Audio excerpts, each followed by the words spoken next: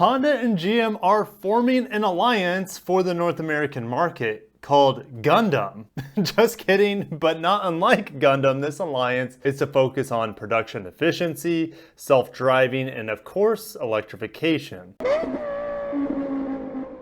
Welcome back, Lexurious Fleet. My name is Kirk if you're new, and this channel is dedicated to covering the latest in Japanese and a little bit of Korean autos as well. So subscribe, hit the bell icon so you won't miss any of my breaking news or reviews. Before we dive into all the details of today's further cooperation of Honda and GM, we need to discuss their previous agreements. This power pact began back in April, in which GM would help Honda develop 2 new electric vehicles and be powered by GM's Ultium batteries. These EVs are set to debut in 2024, so we got a ways. But Honda will design the interior and exterior of those vehicles while GM provides the EV skateboard and motors. And of course, in 4 years, expect GM's Super Cruise autonomous driving to be nearly fully self-driving at that point in time, giving Honda's an EV hands-free experience. Now, this announcement in April was the next logical step, as they had already been developing hydrogen fuel cells together, as well as Honda had been investing almost $3 billion into GM's self-driving technology. Also, Honda is to integrate GM's OnStar safety services into existing Honda Link. Can you imagine sitting in your Honda Accord and you need a little roadside assistance only to be greeted by an OnStar operator? Weird times, guys. Fast forward to today, and this agreement just got a whole lot more serious. GM and Honda have signed a memo of understanding to form a North American alliance that will include a range of vehicles sold under both brands. We'll also see further cooperation in platforms, purchasing, and research and development. That could mean the Traverse and the Pilot could be the same vehicle one day, as well as the CR-V and Equinox. I mean, I wouldn't be surprised if we also see Cadillac and Acura share models as well. This agreement is non-binding. Neither of them are buying into each other. This is purely an I scratch your back as long as you scratch mine sort of team up. Their co-developing of platforms, EVs, internal combustion engines, and more will begin in early 2021. So what do I think about all of this? Well, I know a lot of you Honda fans and just fans of Japanese cars in general aren't going to be super excited about an alliance with GM, especially when we see their main rival Toyota staying true to its Japanese roots, being honorable, I guess if you want to call it that, by slowly gobbling up the smaller Japanese automakers like Subaru, Mazda, Suzuki, and Yamaha. However, I do think that it's a good move by Honda. They have shown little to no interest in EVs in North America and barely a little bit more interest in the car markets outside of North America. With the cute Honda E that we see in Asian parts of Europe, they have a little bit more interest in EVs elsewhere. Until we know more, it really just seems to me that GM isn't getting a whole lot from Honda other than the obvious benefit of production cost reduction. And maybe we'll see GM sourcing Honda engines and transmissions into their cars. I mean, there's the 1.5 liter turbo 4, which we could see in GM's smaller crossovers.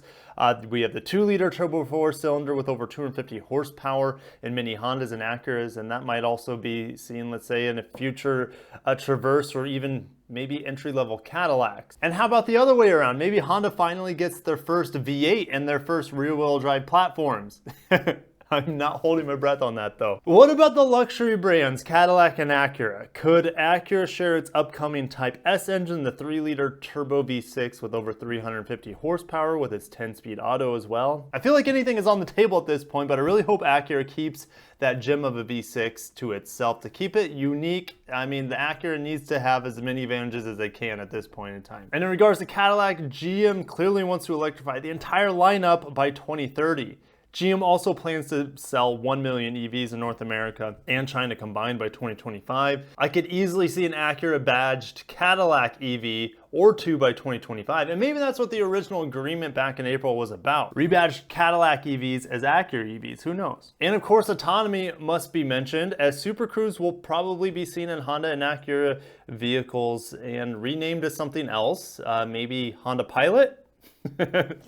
You guys know that's already taken. Quoting Honda Executive Vice President Seiji Kuraishi, Through this new alliance with GM, we can achieve substantial cost effectiveness in North America, but that will enable us to invest in future mobility technology while maintaining our own distinct and competitive product offering. And I just hope Honda can make their products as distinct as possible, as they will share more and more with General Motors. And I think Honda needs GM in North America for EVs more than GM needs Honda for their engines and for really any other reason.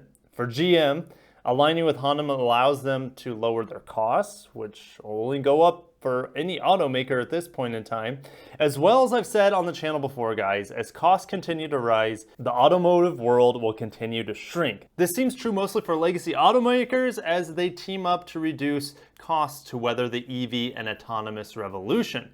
However, the biggest threat to these old school alliances aren't each other, but the growing technological startups. Tesla, of course, must be mentioned, but Rivian, Lucid, as well as Nikola are also potential threats. And more importantly, the black sky over Mordor, China, growing an EV army in the shadows looking to infiltrate and dominate the stagnant North American auto industry. And since this channel is largely dedicated to Japanese autos, we're going to give you a little bit of bonus coverage here. Taking a hard right turn, let's talk a little bit about Lexus because we got some special editions of the RC for 2021. So let's jump over to the Lexus press room and then we'll finish this up. 2021 Lexus RC and RC Black Line Special Edition. There's not a whole lot new for 2021, but let's talk about what is new. Well, they're offering a limited production Black Line Special Edition with unique crafted touches, of course. This is the Zero Halliburton luggage. These Black Line Special Editions, there's 5 of them.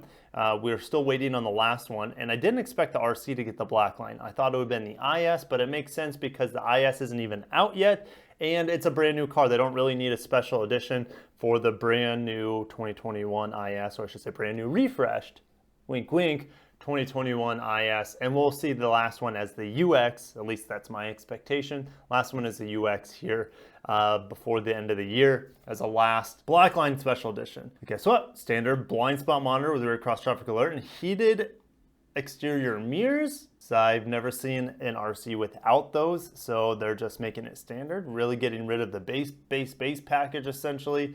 And then new exterior color, Grecian Water, which is a beautiful blue color. I haven't seen it in person yet because it's not out yet, but we will see it as an availability here on the RC. We'll also see it on this Black Line Special Edition of the RX, and we'll see it on the new IS as well. I think that's about it. Maybe the upcoming UX Black Line Edition will have it as well. So what about this RC Black Line besides the Zero Halliburton luggage? Well, it's going to be available in RC300 and RC350. Now, I also don't see any mention of the all-wheel drive versions, so it could just be for rear-wheel drive. I'm not quite sure. I haven't heard anything in regards to the all-wheel drive yet. Now, this is pretty cool. Black Line Special Edition arrives with standard premium triple beams LED headlamps. You guys know I love the Trippies. The Trippies are one of my favorite things about Lexus design, and I've never seen them on a 300 and RC 300, so that's cool that you're able to get it standard on this Black Line Edition. I feel like that would be, you know, a seller for a lot of people to get those Trippies on the 300. So the 19 F Sport wheels are finished in black sputtering chrome as well as darkened exhaust tips. Guests can select ultra white or the new cloudburst gray. So actually you can get 2 new colors for the RC for 2021, but one of them, cloudburst gray, is only available in the Black Line Special Edition.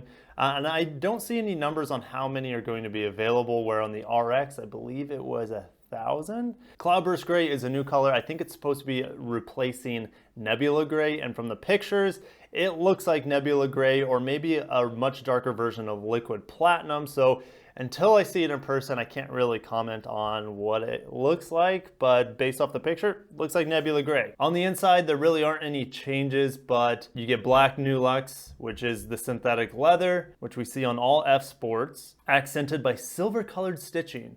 And the Ashwood trim on the RC steering wheel and associated cabin pieces is standard on all Black Line Special Editions. Typically, you don't see wood on an RC steering wheel, so that's pretty neat. And of course, we get the 2 luggage cases. And thank you guys so much for watching. I can't wait to see you in the comments below on what you think this alliance will bring, where it will go, and what kind of vehicles, rebadging, technology, and more will be seen from this mega team.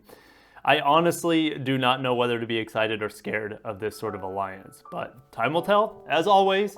And if you enjoy my content, guys, feel free to click the join button, become a member of the channel for exclusive content. Feel free to hit up my Teespring store where you can get stickers, mugs. I have a mask as well that I wear out in public. According to the Lexurious Fleet, out in public, people are like, what's that? I'm like you wouldn't know, you're not luxurious enough. But anyways, guys, thank you so much for watching. I'll catch you in the next one. Until next time, take care of yourself, stay safe, peace out.